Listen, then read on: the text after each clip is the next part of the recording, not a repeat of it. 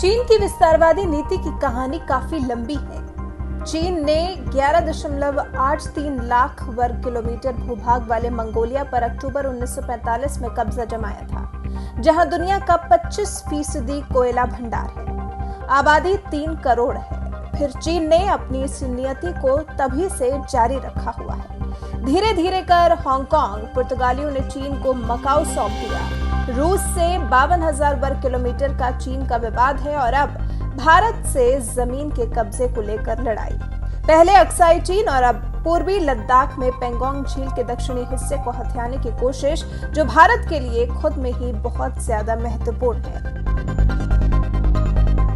15 जून के हमले से, चीन के धोखे से अभी भारत उभरा भी नहीं कि 29-30 अगस्त की दरमियानी रात और उसके बाद फिर उसके अगले दिन भी कोशिश की गई जमीन को हथियाने की, यानी कि सोमवार को भी पेंगोंग झील के दक्षिण किनारे को कब्जाने के लिए भारतीय सीमा में घुसने की हिमाकत की थी चीनी सैनिकों ने। हालांकि वहां पहले से मौजूद भारतीय सैनिकों ने जब सख्त हिदायत दी तो लौट गए।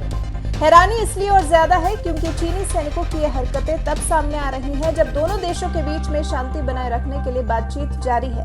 भारत और चीन के बीच में कमांडर लेवल की बातचीत हो रही है।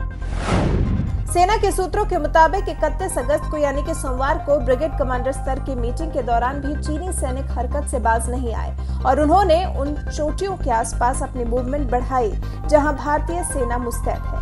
अपनी तरफ आती चीनी सेना को देख भारतीय सेना ने सख्त लहजे में उन्हें वापस लौटने को कहा। साथ ही कमांडर मीटिंग में भी सख्त संदेश दिया गया, जिसके बाद चीनी सैनिकों ने अपने इलाके को छोड़ वापस जाने का फैसला लिया। हालांकि सीख तो भारतीय सेना ने 29-30 अगस्त की दरमियानी रात को ही ले ली थी, जब चीन की हरकतों का जवाब देते हुए भारतीय सैनिक 3 अहम चोटियों पर पहुंच गए और वहां पूरी मुस्तैदी से तैनात हैं।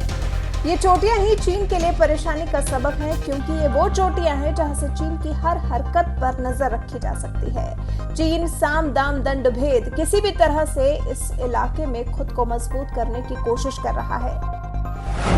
सेना के एक अधिकारी के मुताबिक चीनी सैनिक फिर ऐसी हरकत कर सकते हैं, इसलिए भारतीय सेना भी पूरी तरह से तैयार है। हालांकि ऐसा नहीं है कि चीन को उसकी सेना की हरकतों के बारे में जानकारी नहीं होगी। जो भी हो रहा है वो चीनी सरकार के कहने पर ही हो रहा है, लेकिन फिर भी भारतीय विदेश मंत्रालय ने चीनी अधिकारियों के सामने ये बात रखी।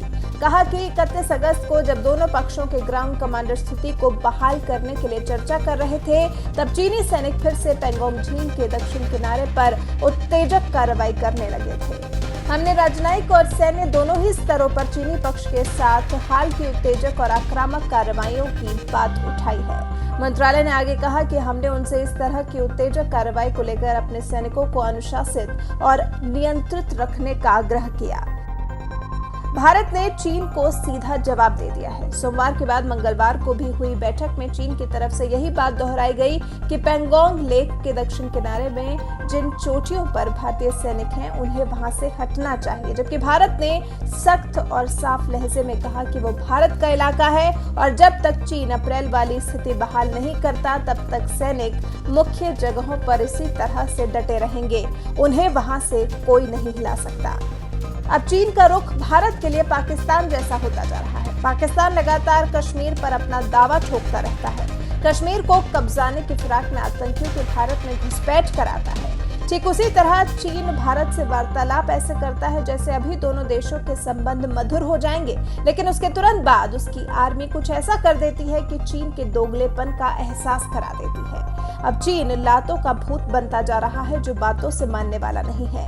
आपकी इस पर क्या राय है? हमें कमेंट कर अपनी राय जरूर बताएं।